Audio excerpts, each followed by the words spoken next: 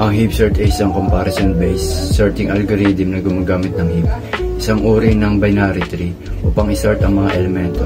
May dalawang uri ng heap, max heap at min heap. Sa max heap, ang parent node ay mas malaki kaysa sa mga child nodes. Nagsisimula ang heap sort sa pagbuo ng max heap mula sa unsorted array.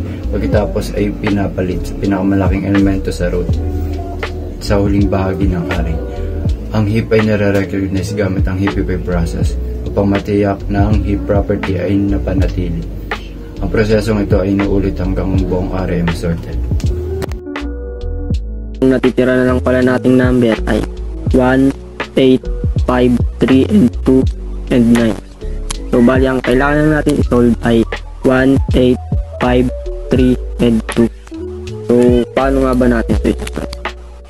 Kailangan lang natin ay gawin ay yung pinakamataas na numero ay kinakailangan nating ilagay sa pinakataas, at kailangan din natin yung pinakamababang numero ay ilalagay natin sa pinakababa.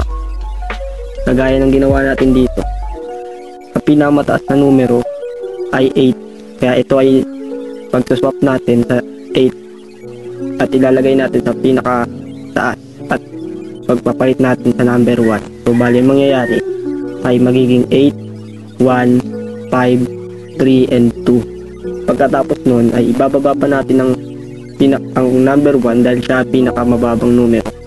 Kaya mangyayari ay magiging 8, 3, 5, 1, and 2. Pagkatapos nun ay nakabuo na tayo ng numero na 8, 3, 5, 1, 2, and 9. Pagsuswap lang natin ito, pag-swap lang natin ang 8 at saka 2 dahil ready for swapping na sila.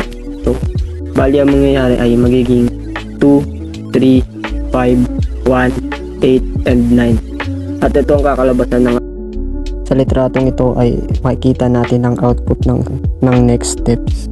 So paano nga ba ito naggumana? Ganito lang yan. Ang nangyari ay naging 1, 3, 2, and 5.